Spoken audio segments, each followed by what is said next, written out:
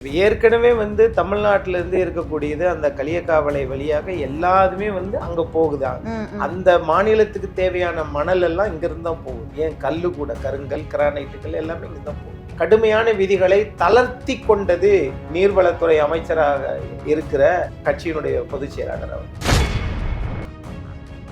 அவருடைய பின்புலம் இல்லாமல் கரூர்ல அந்த பகுதியிலெல்லாம் இவ்வளவு தூரத்துக்கெல்லாம் யாரும் பெரிய ஒரு அட்ராசிட்டிஸ் யாரும் செய்ய முடியாது. அப்ப ஆளுகிற அரசாங்கம் அவங்களுக்கு உறுதுணையாகவும் பக்கபலமாகவும் அமைச்சர் என்கிற அந்தஸ்தோடையும் தான் இப்ப வரைக்கும் அவர் அமைச்சர் இலாக்கா இல்லாம வேணா இருக்கலாம். ஆனால் அதிகாரமும் அழுத்தமும் இல்லாமல் அவர் இல்லை அப்படின்றத வெளிப்படையா தெரியுது. கூட்டணி ஆட்சின்ற பேச்சுக்கு இடமே கிடையாது. இன்னைக்கு பாரதிய ஜனதா நாங்க அதிமுகவுடன் கூட்டணி வச்சிருக்கிறோம், நாங்க ஆட்சிக்கு வந்துருவோம், நாங்களும் ஆட்சியில பங்கெடுப்போம் அப்படின்னு சொல்லும்போது அவர்களுடைய ஆசை, அக்கறை, இலக்கு, சில விஷயங்கள் எல்லா வரையும் உயர்த்திட்டீங்க. இதெல்லாம் எல்லாத்துக்கும் தெரிஞ்ச விஷயம் தான். இப்ப நம்ம பார்க்க வேண்டிய விஷயம், திமுக பலத்தோடு இருக்குது, கரெக்ட், கூட்டணி ஹவுஸ்ஃபுல்லா இருக்குது. ஏன் ஊரக உள்ளாட்சி தேர்தல் 5 வருஷம் ஆகி நடத்த மாட்டேங்கிறீங்க?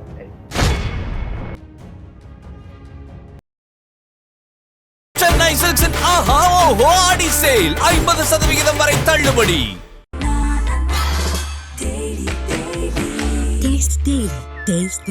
அறுவை சிகிச்சையில் கத்தை என்பது வரலாறு, ரோபோட்டிக் சர்ஜரி என்பது இன்றைய கூறு. தங்கம் புற்றுநோய் சிகிச்சை மையம், நாமக்கல் மற்றும் கான்பூர். கிங் டிவி நேயர்களுக்கு வணக்கம். நிகழ்ச்சியில் சிறப்பு விருந்தினராக அரசியல் விமர்சகர் வழக்கறிஞர் அக்னேஸ்வரன் இணைந்திருக்கிறார். பேசலாம்.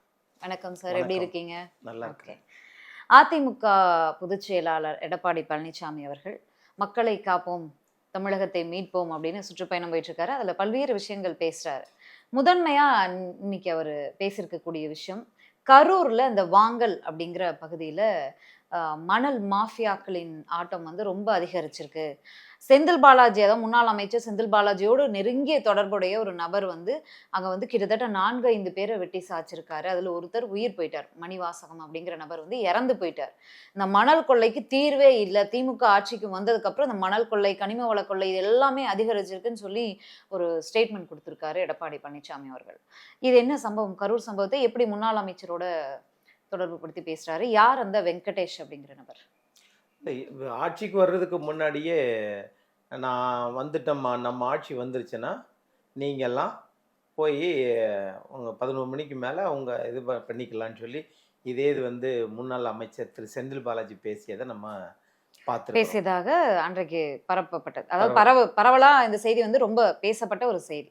இப்போ அதே மாதிரி அவருடைய பின்புலம் இல்லாமல் கரூரில் அந்த பகுதியிலெல்லாம் இவ்வளோ தூரத்துக்கெல்லாம் யாரும் பெரிய ஒரு அட்ராசிட்டிஸ் யாரும் செய்ய முடியாது. அப்போ ஆளுகிற அரசாங்கம் அவங்களுக்கு உறுதுணையாகவும் பக்கபலமாகவும் அமைச்சர் என்கிற அந்தஸ்தோடையும் தான் இப்போ வரைக்கும் அவர் அமைச்சர் இலாக்கா இல்லாமல் வேணா இருக்கலாம். ஆனால் அதிகாரமும் அழுத்தமும் இல்லாமல் அவர் இல்லை அப்படின்றத வெளிப்படையாக தெரியுது. நீங்கள் தூத்துக்குடியில் இந்த லூர்து பிரான்சிஸ் அவர் விஏஓ கிராம நிர்வாக அதிகாரி அலுவலகத்திலே வெட்டி கொல்லப்பட்டார். அவர் ஏற்கனவே காவல்துறையில் எனக்கு பாதுகாப்பு இல்லைப்பா, எனக்கு கொடுங்கன்னு தான் கேட்டார். ஆனால் அப்படிப்பட்ட அவர்களுக்கு பாதுகாப்பு வழங்காததுனால அவர் அலுவலகத்தில், அரசாங்க அலுவலகத்திலே இது பண்ணாங்க. இது இதெல்லாம் தொடர் நிகழ்வு சம்பவம். அதற்கு பிறகு நீங்கள் பார்த்தீங்கன்னா உச்சநீதிமன்றம் வரைக்கும் போய் இந்த ஆற்று ஓரத்தில், காவேரி ஆற்றங்கரை ஓரத்தில் இருக்கக்கூடிய மாவட்டங்கள் எல்லாம் மாவட்ட ஆட்சித்தலைவர்லாம் இந்த மாதிரி நீங்கள் விசாரணைக்கு ஆஜராகணும், இந்த மாதிரி மணல் கொள்ளைகள் நிறைய நடக்குது, அதை நீங்கள் தெரிஞ்சும் தெரியாமல ஏன் இப்படி பண்ணுறீங்க அப்படின்னு அவங்கள அழைச்சிருந்துச்சு. அவங்க உயர்நீதிமன்றத்தில் தடையாணை கேட்டு கூட போயிருந்தாங்க. அதுக்கு பிறகு விசாரணைக்கு நீங்கள் போயே ஆகணும்னு சொல்லி உச்சநீதிமன்றம் கண்டிப்பாக இருந்துச்சு. அப்போ இது எல்லாமே 10 ஆண்டு காலம் ஆட்சிக்கு பிறகு திராவிட முன்னேற்ற கழகம் ஆட்சிக்கு வந்ததுலேருந்து இது மாதிரியான தொடர் சம்பவங்கள் நடக்குது அப்படின்னு தான் நாம பார்க்குறோம். அது மட்டும் இல்லை, இது கூட கூடுதலான ஒரு செய்தி, புதுக்கோட்டையில் ஜபகர் அலி என்பவர் அவர் ஆதாரத்தோடு சில செய்திகளை அவர் வெளிக்கொண்டு தடுக்கும் முயற்சியில் ஈடுபட்டாரு. தொடர்ந்து அவங்க மேல குற்றச்சாட்டுகளை வைக்கும்போது ஒரு மாவட்ட ஆட்சியருக்கு தகவல் கொடுக்கிறார். தகவல் கொடுத்த மாவட்ட வீடியோவும் பதிவிட்டு இது பண்ணி படுகொலை செய்யப்பட்டார். ஆக இது போன்ற சம்பவங்கள் எல்லாம் தமிழ்நாட்டில் தொடர்ந்து நடக்குது. அப்படிதான் நம்ம இதை பார்க்க வேண்டியது இருக்கு. இதை அந்த திராவிட முன்னேற்ற கழக கூட்டணி கட்சிகள்லாம் இதை எதிர்த்து கேட்பாங்க அப்படின்னு கேட்டால் எதிர்த்து கேட்கறது மாதிரி தெரியல. அவங்கள அந்த கூட்டணியில அவங்களுடைய எண்ணிக்கையை பெருக்கிறதே அவங்களுக்கு பெரிய லட்சியமா இருக்கிறதுனால மாண்புமிகு எதிர்க்கட்சி தலைவர் இந்த விஷயத்த இன்னைக்கு சொல்லியிருக்கிறாரு அப்படின்னா, அங்க இது மாதிரி தொடர் சம்பவங்கள் நடக்குது, கொலைகள் இதற்கு காரணமா இருக்குது, அதனால அது எதிர்க்கட்சி தலைவர் சொல்லியிருக்கிறாருன்னு நான் பாக்குறேன். தொடர்ந்து பேசியிருக்காரு. கனிம வள கொள்ளை வந்து தமிழ்நாடு, கேரளா, அண்டை மாநிலங்கள் வரைக்கும் வந்து தமிழ்நாட்டுல இருந்து கனிமங்கள் வந்து கடத்தப்படுகிறது, இதற்கு ஒரு முற்றுப்புள்ளியே இல்லை அப்படின்னு எப்படி வந்து திமுக ஆட்சியில சட்டம் ஒழுங்கு சரியில்லை அப்படிங்கறது வந்து தொடர்ச்சியா பேசிட்டு இருக்காரோ இபிஎஸ் அவர்கள், அதே போல இந்த விஷயங்களையும் தொடர்ச்சியா பேசிட்டு இருக்காரு. அதிமுக ஆட்சிக்கு வந்து அது எல்லாத்துக்கும் ஒரு முற்றுப்புள்ளி வைப்போம் அப்படின்னு சொல்லியிருக்காரு. என்ன திட்டங்களை வச்சிருக்காரு அப்படிங்கிறதும் ஒரு கேள்வியா இருக்குல்ல. இல்ல இப்ப ஏற்கனவே வந்து தமிழ்நாட்டில இருந்து இருக்கக்கூடியது அந்த களியக்காவலை வழியாக எல்லாதுமே வந்து அங்க போகுது. அந்த மாநிலத்துக்கு தேவையான மணல் எல்லாம் இங்க இருந்து தான் போகுது. ஏன் கல்லு கூட, கருங்கல், கிரானைட்டுகள் எல்லாமே இங்க தான் போகுது. அதுதான் நாம் தமிழர் கட்சியினுடைய ஒருங்கிணைப்பாளர் சீமான் அவர்கள் கூட அங்க ஒரு பெரிய போராட்டத்தை நடத்தினார். அப்ப இதெல்லாம் இந்த அரசு தன் காதுகளில் போட்டுக்கிறது மாதிரி தெரியல. அப்படி இருக்கிறதுனால இதை எதிர்த்து கேட்பதற்கு ஒரு சில கட்சிகள் மட்டுமே இருக்குது. அதுல முன்னணியில அதிமுகவும் இது நாம் தமிழரும் இருக்கு அப்படின்னு தான் நான் பாக்குறேன். இதுக்கு என்ன திட்டம் வச்சிருக்கிறாங்க அப்படின்னு சொன்னா, இப்ப இந்த சமூக நல காடுகள் அப்படிங்கிறத மாண்புமிகு நீர்வளத்துறை அமைச்சர் ஆட்சி பீடத்துக்கு வந்த உடனே ஒரு குறிப்பிட்ட அளவிற்கு அவர்கள் அந்த சமூக நல காடுகளை பாதுகாப்பாக வைத்திருக்க வேண்டும். அதுக்கு அங்கிட்டு தான் நீங்க வந்து அந்த இதை வந்து நீங்க உள்ளுக்கு எதை நோன்றீங்களோ, எத்தனை அடி இது பண்ணணும் அப்படின்றதெல்லாம் ஒரு இது இருந்தது. அதெல்லாம் அந்த விதிகளை, கடுமையான விதிகளை தளர்த்தி கொண்டது நீர்வளத்துறை அமைச்சராக இருக்கிற கட்சியினுடைய பொதுச் செயலாளர் அவர்கள். ஆகவே இது மாதிரியான விஷயங்கள்லாம் வந்து இந்த ஜீவாதார பிரச்சனைகளான இந்த மணலை இது பண்ணுறது, சமூக நல காடுகளை அழிப்பது அல்லது அதனுடைய எல்லைகளை சுருக்குவது, அப்போ இது மாதிரியான விஷயங்களை இது பண்ணுறதுனால அரசாங்கம் தான் அதற்கு பொறுப்பேற்க வேண்டும். எந்த அரசாங்கம்? தவறு செய்கிற அரசாங்கமா அல்லது தட்டி கேட்பவர்கள் ஆட்சிக்கு வந்ததற்கு பிறகு சில சட்டத்திட்டங்களை இன்னும் கடுமையாக்க வேண்டும் அப்படிங்கிறதான் மாண்புமிகு எதிர்க்கட்சி தலைவர் எடப்பாடி பழனிசாமி அவர்களுடைய நோக்கம், திட்டம், எண்ணம், இலக்கு. அது கண்டிப்பாக நடக்கும் என்று நான் பார்க்கிறேன். ஓகே, விவசாயிகளோட கலந்துரையாடக்கூடிய நிகழ்ச்சி இன்னைக்கு நம்ம பார்த்தோம். அதிமுக ஆட்சிக்கு வந்தா 2026ல விவசாய கடன் தள்ளுபடி செய்யப்படும் அப்படின்னு சொல்லியிருக்காரு. பாஜக கூட்டணி ஆட்சி அப்படின்னு சொல்லிட்டு இருக்காங்க. ஆனா எடப்பாடி பழனிசாமி அவர்கள் தொடர்ந்து அதிமுக வந்து 2026ல பெரும்பான்மை பலத்தோட வெற்றி பெற்று ஆட்சி அமைப்போம் அப்படின்னு சொல்றாங்க. இருந்தாலும் கூட்டணியில இருக்கும்போது அவங்களையும் கலந்துரையாடி சொல்றாரா? இது வந்து எந்த அளவுக்கு மக்கள் உறுதியா எடுத்துக்கலாம் அப்படிங்கிறதும் ஒரு கேள்விக்குறி தானே. இப்ப நீங்க 2 கேள்வி கேட்டீங்க. ஒண்ணு கூட்டணி ஆட்சி. கூட்டணி ஆட்சின்ற பேச்சுக்கு இடமே கிடையாது. அதுல வந்து நீங்க எப்படி பாக்குறீங்க அப்படின்னா, தனிப்பெரும்பான்மையுடன் ஆட்சி அமைக்கும் அப்படின்றது எப்படி சொல்லுவாரு, ஏன் அப்படி சொல்றாருன்னு சில அரசியல் நோக்கர்கள் கேட்குறாங்க. நீங்க 10 வருஷம் அதிமுக ஆட்சி ஆளுங்கட்சியா இருந்ததுக்கு பிறகு 2021ல இவங்க எதிர்கட்சியா வந்துட்டாங்க. ஆனா 10 வருஷம் ஆட்சிக்கு பிறகு 75 சட்டமன்ற உறுப்பினர்கள் ஒட்டுமொத்த கூட்டணியில் சார்பாக நின்றவர்கள் வெற்றி பெற்றிருக்கிறாங்க. வெறும் 3% வித்தியாசம் தான். ஆனா மக்களுக்கு சதவீதத்தை சொன்னால் பிடிக்க மாட்டேங்குது. மோஸ்ட்லி அதுவா தானே இருக்கு. திமுக அதிமுக மாத்தி மாத்தி 1-2 முறை தவிர மற்ற சட்டமன்ற தேர்தல்கள் எல்லாம் அந்த திமுகவுக்கும் அதிமுகவுக்குமான அந்த வெற்றி சதவீதம் அந்த டிஃபரன்ஸ் பார்த்தா ரொம்ப குறைவானதாக இருக்கும். அப்படின்னா என்ன அர்த்தம் அப்படின்னா, இங்க தமிழ்நாட்டுல மக்களுடைய மனசுல இடம் பிடித்த கட்சிகள் 2 தான். இந்த 2 தான். அப்ப இந்த 2க்கும் தான் போட்டி. அப்போ 2021ல 10 வருஷ ஆட்சி ஆளுங்கட்சியா இருந்ததுக்கு பிறகு திமுக வெறும் 3% தான் ஆட்சியை பிடிச்சிருக்கிறாங்க. இந்த 2021 இந்த 2026 வரைக்கும் எதிர்மறை வாக்குகள் கூடியிருக்குமா குறைஞ்சிருக்குமா? கண்டிப்பாக கூடியிருக்கும். அப்போ இதுவரைக்கும் நீங்க 2019ல வெற்றி பெற்றது பாஜகவினுடைய எதிர்ப்பு. ஊரக உள்ளாட்சித்துறையா இருக்கட்டும், வெற்றி இருக்கட்டும், தேர்தலா இருக்கட்டும், 2019 நாடாளுமன்ற தேர்தலா இருக்கட்டும், எல்லாமே பாஜக எதிர்ப்பு. திமுக வெற்றி பெற்றதுல இருந்தே அந்த சட்டமன்ற தேர்தல இருந்தே எல்லாமே பாஜக எதிர்ப்பு. இப்ப அதிமுக பாஜக கூட்டணி அமைந்திருக்கிறதே மீண்டும் அந்த எதிர்ப்பு வந்து அப்படி கிடையாது. எப்படி காட்டுவாங்க? நான் அதைத்தான் நல்ல கேள்வி. 2021ல பாஜகவும் அதிமுகவும் கூட்டணி தான். அப்படி கூட்டணியா இருந்த போது கூட பாஜக எத்தனை சதவீத வாக்கு? 2.6% வாக்குகள் தான் எடுத்தாங்க. ஆனா அதிமுக வந்து 33.4% வாக்குகள் எடுத்தாங்க. அப்போ 2%, 33% எங்க இருக்குது?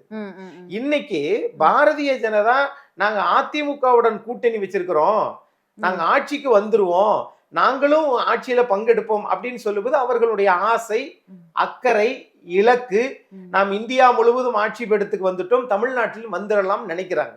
தமிழ்நாட்டை பொறுத்தளவுல திமுகவும் அதிமுகவும் தான் ஏறத்தாழ 80% வாக்குகள், 70% 80% வாக்குகளை அறுவடை செய்யக்கூடிய கட்சிகள். நீங்க 2024 தேர்தலையும் அப்படித்தான். முதல்ல அதிகமா எந்த கட்சி எடுத்திருக்கு? திமுக. அதுக்கு பிறகு அண்ணா திமுக. அப்போ 1, 2 என்று வரும்போது அதிமுக திமுக இப்படித்தான் இருக்குது. இங்க பாரதிய ஜனதா ஒரு விஷயத்தை அவங்க இந்தியா முழுவதும் நாங்க அதிகாரத்துல இருக்கோம், காங்கிரஸ் பண்ணாத இதுவா இவங்க பண்ண போறாங்க, அதை விட அவங்க கூட பண்றாங்க இல்லையான்றத மக்களுக்கே விட்டுருவோம். ஆனா அன்னைக்கு காங்கிரஸ் என்ன பண்ணாங்கன்னா ஆட்சியை கலைச்சிருவாங்க. ஆனால் எஸ்ஆர் பொம்மை 1996 வழக்கிற்கு பிறகு ஆட்சியை கலைக்க கூடாது, 356 என்கிற பயன்படுத்த கூடாது அப்படின்னு. ஏன்னா அவங்க பெரும்பான்மை என்னவோ அதன்படி அது நடக்கட்டும் அப்படின்னு ஒரு உச்சநீதிமன்றத்துடைய கடுமையான தீர்ப்பு வந்ததுக்கு பிறகு, கர்நாடக அரசாங்கத்து எஸ்ஆர் பொம்மை வழக்குக்கு பிறகு ஆட்சி அவங்களால கலைக்க முடியல. அப்ப கலைக்க முடியாதனால சில பல பேரங்களால், அழுத்தங்களால், ஆதிக்க சக்திகளை உள்ளே நியமனம் செய்து அதன் மூலம் நாம் ஆட்சியை தன் கையில் கொண்டு வருவோம் என்று கர்நாடகா வரைக்கும் வந்துட்டாங்க. தமிழ்நாட்டில் அது முடியாது என்று நான் சொல்றேன். இதெல்லாம் யாரை பார்த்து சொல்றீங்க? பாஜக பார்த்து சொல்றீங்களா? மத்தியில காங்கிரஸுக்கும் சொன்னேன், அதான் காங்கிரஸ் தான் சொன்னேன், நிறைய தடவை ஆட்சியை கலைச்சிருக்குன்னு சொன்னேன். ஆக தேசிய கட்சியினுடைய குணங்கள் அப்படின்னு பார்க்கும்போது இந்த 2 குணங்கள். இந்திய நாட்டில் மாநில கட்சிகள் ஆட்சியில் இருப்பதை அவர்கள் விரும்பாதவர்கள். இந்த ஒரு 10 ஆண்டுகள்ல பாஜகவோட நடவடிக்கைகளும் அதிகமா அப்படி இருக்குங்கும் போது தமிழ்நாட்டுல அது நடக்காது அப்படிங்க. தமிழ்நாட்டுல அது நடக்காது. அதுக்குதான் நான் சொன்னேன் 80% வாக்குகளை இங்க திராவிட கட்சிகள், அதற்காக திராவிட கட்சிகள் ஆரம்பத்தில் இருந்தது மாதிரி இன்றைக்கு இருக்கிறது. நேர்மையாளர்களும் கொள்கை சீலர்களும் 1 பைசா கூட ஓட்டுக்கு கொடுக்காம வெற்றி பெறுகிறார்கள் என்று அப்பழுக்கற்றவர்கள் நான் சொல்ல வரல. அதுல நான் சொல்லி நான் என்னையும் ஏமாத்திக்கிறல, மக்களையும் ஏமாத்த விரும்பல. ஆனாலும் மக்களினுடைய எண்ணங்கள் என்ன? அது பேரறிஞர் பெருந்தை அண்ணா முதல்ல 1 ரூபாய்க்கு 3 படி அரிசி என்று சொல்லித்தான் இந்தியாவிற்கே ஒரு முன்னோடி மாநிலமாக இலவசத்தை முத கொண்டு வந்தது பேரறிஞர் பெருந்தை அண்ணா. அது மட்டும் இல்ல, அதனுடைய தொடர்ச்சியாகத்தான் நாம் கல்வியில உயர்ந்திருக்கோம், கலாச்சாரத்துல பண்பட்டு இருக்கிறோம், ஆன்மீகத்தை பின்பற்றுகிறோம். அதற்காக எல்லா பொருளாதாரத்தையும் நான் கோயிலுக்கு பால் ஊத்துறேன், அது மாதிரி இது பண்றேன், அதையெல்லாம் தமிழர்களை ஏற்றுக்கொள்ள மாட்டார்கள் அப்படிதான் நான் பாக்குறேன். ஆகையால அந்த சிந்தனை மட்டுமே திராவிட கட்சியினுடைய வளர்ச்சியா. இந்தியாவில பாரதிய ஜனதா பல வருடங்களாக பல முறை குஜராத்ல இருக்குது. ஆனால் அங்க 100க்கு 27% தான் உயர்நிலை கல்வி. ஓகே. ஆனா பாஜகவோட அந்த அவங்களுடைய இந்துத்துவ கொள்கைகளை எடப்பாடி பழனிசாமி அவர்கள் பேசுறாரு அப்படிங்கிற ஒரு குற்றச்சாட்டும் எழுந்திருக்கு. இப்போ கொள்கைகள் இந்தியாவில் அரசியலமைப்பு சட்டத்தில் எல்லா மதங்களும் எல்லாரும் பின்பற்றலாம், விரும்புனா ஃபாலோ பண்ணு, இல்லாட்டினா விட்டுட்டு போ, அவ்வளவுதான். ஆகவே திமுகவுக்கும் அதிமுகவுக்கும் உள்ள வேறுபாடு என்ன? திமுகவை ஆட்சி கட்டிலிருந்து இறக்க வேண்டும், திமுகவை எதிர்ப்பதுதான் அதிமுகவினுடைய பிரதான நோக்கம். என்ன, 2 ஒரே கட்சி தான். என்ன ஒரே ஒரு வித்தியாசம்? இவங்க சாமி கும்பிடுவாங்க, அவங்க சாமி கும்பிட மாட்டாங்க. இப்ப திமுகவில் இருக்கவங்களும் சாமி கும்பிடுறாங்க. 80% திமுகவுல இந்துக்கள் தான் அப்படின்னு முதலமைச்சரே சொல்லிட்டாரு. இல்ல 80% இந்துக்கள் தான். தமிழ்நாடுடைய முதலமைச்சரும் திமுகவின் தலைவரும் சொல்றாரு. அப்புறம் ஏன் நீங்க அந்த தீபாவளிகளை ஒரு வாழ்த்து சொல்லி விடலாமே? அப்ப உங்க மக்களையே நீங்க மதிக்க மாட்டேங்கிறீங்களா? அப்ப 80% மக்களை நீங்க மதிக்காம இதை சொல்லாம தீபாவளிக்கெல்லாம் வாழ்த்து சொல்லிருக்காருன்னு நினைக்கிறேன். தீபாவளி பொங்கலுக்கு எல்லாம் சொல்லிருக்காரு, விநாயகர் மாதிரியான விஷயங்களுக்கு சொல்லாம அப்படின்னு சொல்லுங்க. தீபாவளியை கொண்டாட மாட்டாங்க, விநாயகர் சதுர்த்திக்கு வாழ்த்து சொல்ல மாட்டாங்க. அதுதான் காரணம். பேரறிஞர் அண்ணா சொல்லவில்லை, கலைஞர் சொல்லவில்லை, அதெல்லாம் கரெக்ட். பேரறிஞர் அண்ணா காலத்துல மாதிரியே இன்னைக்கு இருக்கு. பேரறிஞர் அண்ணாவினுடைய பையனா இன்னைக்கு கட்சியினுடைய தலைவரா இருக்கிறாரு, துணை முதலமைச்சரா இருக்கிறாரு. ஆகவே அந்த கொள்கை வேற, மன்னராட்சியினுடைய நீட்சியாகத்தான் இன்னைக்கு திமுக இருக்கு, அதை விட்டுருவோம். ஆனா ஒரு ஜனநாயக பார்வையில அதிமுக இன்னைக்கு மாண்புக்கு எதிர்கட்சி தலைவர் ஒரு சுற்றுப்பயணம் போறாருல, எல்லா தரப்பு மக்களும், அது மாணவர்கள், தொழிலாளர்கள், விவசாயிகள், சிறு குறு தொழில் செய்யறவங்க, அது மாதிரி பால் முகவர்கள், படித்தவர்கள், பட்டதாரிகள், எல்லா பேருமே அரசு ஊழியர்கள் எல்லாருமே அந்த கூட்டத்துல பங்கேற்கிறாங்க. காரணம், எல்லாரும் பாதிக்கப்பட்டிருக்காங்கன்னு அர்த்தம். அரசு ஊழியர்கள் ஏன் வர்றாங்க? பழைய ஓய்வூதிய திட்டம் கொண்டு வரல.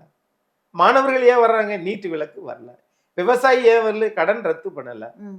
அப்போ இந்த மாதிரி எல்லா விஷயத்திலையுமே அதுல அந்த சிக்கல் இருக்குது. 2 திட்டத்தை சிறப்பாக திமுகவின் மீது சொல்லலாம். என்னன்னா, பெண்களுக்கு இலவச போக்குவரத்து பயணமும் காலை சிற்றுண்டி. அது கூட மாண்புமிகு எதிர்க்கட்சி தலைவர் முதலமைச்சராக இருக்கும்போது நுங்கம்பாக்கத்தில் ஆரம்பிக்கப்பட்ட திட்டம் தான். அத்திக்கடவு அவிநாசி திட்டத்தை போல இந்த திட்டம் ஆட்சிக்கு வந்திருந்தா இல்ல, முழுக்க தமிழ்நாடு முழுக்க அது வந்து கொண்டு வரப்படலை இல்லையா? திமுக ஆட்சிக்கு வந்துதான் அவங்க கொண்டு வந்திருக்காங்க இல்லையா? கொண்டு வந்திருக்கிறாங்க, கரெக்ட். ஆனா இதேதான் அங்க ஆரம்பிக்கப்பட்டது தானே. ஆனா நீங்க சொல்லி செஞ்சீங்களா சொல்லாம செஞ்சீங்களான்னு தெரியல. சில விஷயங்கள் எல்லா வரையும் உயர்த்திட்டீங்க. இதெல்லாம் எல்லாத்துக்கும் தெரிஞ்ச விஷயம் தான். இப்ப நம்ம பார்க்க வேண்டிய விஷயம், திமுக பலத்தோடு இருக்குது, கரெக்ட். கூட்டணி ஹவுஸ்ஃபுல்லா இருக்குது. ஏன் ஊரக உள்ளாட்சி தேர்தல் 5 வருஷம் ஆகி நடத்த மாட்டேங்கிறீங்கன்னு. சரி, அதிமுக பாஜக கூட்டணி வந்து ஜெல் ஆகலன்னு பல்வேறு விமர்சனங்கள். நாங்க வந்து ஒற்றுமையா தான் இருக்கோம், நாங்க ஒற்றுமையா வந்து இந்த தேர்தலை சந்திப்போம் அப்படின்னு பொதுச் செயலாளர் அவர்களும் சொல்றாரு. இப்ப அதிமுகல இருந்து இருந்த மற்ற கட்சிகள், சின்ன சின்ன கட்சிகள் நிறைய பேர் இருந்தாங்க. அவங்களையெல்லாம் வந்து இந்த நாடாளுமன்ற தேர்தலில் பாஜகவோட அண்ணாமலை வந்து கூட்டிட்டு போயிட்டாரு. இப்ப வந்து அதிமுக பாஜக கூட்டணி இணைந்த பிறகு அந்த மேடைகள்ல இவங்க யாருமே வந்து சேர மாட்டேங்கிறாங்க. ஏன் இன்னும் அந்த பிணைப்பு வரல? என்ன அஜெண்டால போயிட்டு இருக்கு அப்படிங்கிற சந்தேகம், கேள்வி எல்லாம் வரலையா? இதெல்லாம் வந்து சந்தேகம் வந்து இல்ல, அவங்களும் வந்துட்டா இன்னும் கூட்டணி வந்து ஒரு பலமான வெற்றி கூட்டணி அப்படிங்கிறது அதிமுகவுக்கும் ஒரு அவர் வந்து நாடாளுமன்ற தேர்தலில் சொன்னாரு ஒரு மாபெரும் கூட்டணி அமைப்போன்னு. இப்ப அவங்க எல்லாம் வந்து நினைச்சிட்டா ஒரு மாபெரும் கூட்டணி ஃபார்ம் ஆனதா ஆயிடும். அது ஏன் நடக்க மாட்டேங்குது அப்படிங்கிற கொஸ்டின் தான். இப்போ தமிழ்நாட்டில் ஏன் நடக்க மாட்டேங்குது அப்படின்னா, இன்னும் 8 மாச காலம் இருக்குது. திமுகவும் திமுக கூட்டணி கட்சிகளும் எல்லாம் அவங்க சேர்ந்து தான் இருக்கிறாங்க. இன்னும் தமிழ்நாட்டில் என்ன தேனாரும் பாலாரும் பிச்சுக்கிட்டு ஊத்திக்கிட்டு இருக்கா? தேர்தல் அறிக்கையில சொல்லாத திரு எடப்பாடி பழனிசாமி அவர்கள் 7.5 நடைமுறைப்படுத்திட்டார். இந்தியாவில் எந்த மாநிலத்திலேயாவது இருக்கா? இன்னும் வரைக்கும் இருக்கா? அல்லது இனிமேலுக்கும் கொண்டு வர முடியுமா? இல்ல. சரி, அதை 10% கூட உங்களால ஆக்க முடியலையே, என்ன காரணம்?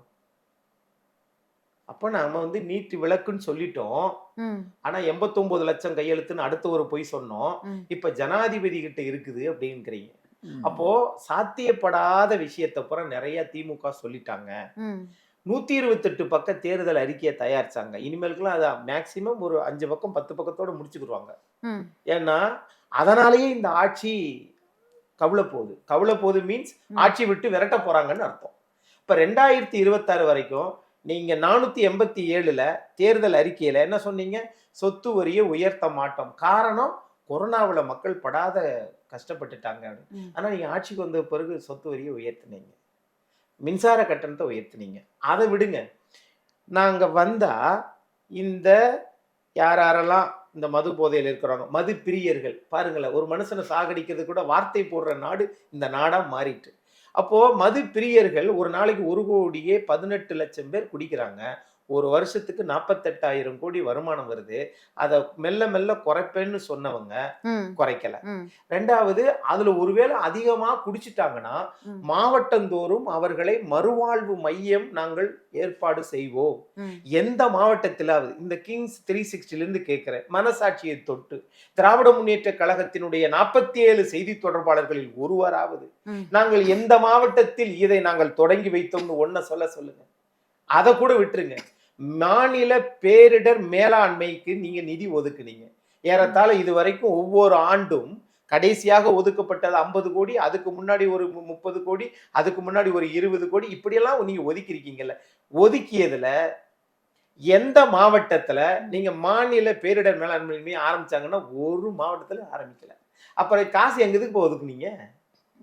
ஆக ஒதுக்குறது ஒரு நோக்கத்திற்காக, ஆனால் அது தொடங்கப்படுவதே இல்லை. அப்படின்னா இது மாதிரி தான் எல்லா திட்டமுமே இருக்குது தமிழ்நாட்டில். சரி, பல்வேறு குற்றச்சாட்டுகளை முன்னாள் முதலமைச்சரும் எதிர்க்கட்சி தலைவருமாக இருக்கக்கூடிய எடப்பாடி பழனிசாமி அவர்கள் சுற்றுப்பயணத்துக்கு போகும்போதெல்லாம் வச்சுக்கிட்டு இருக்காரு. மக்கள் வந்து என்கிட்ட பல குறைகளை சொல்றாங்க அப்படின்லாம் சொல்றாரு. என்ன நடக்குது அப்படிங்கிறத பொறுத்து இருந்து பார்க்கலாம். நன்றி, வணக்கம். மிக்க நன்றி. சென்னை சில்க்ஸின் ஆஹா ஓஹோ ஆடி சேல் 50% வரை தள்ளுபடி.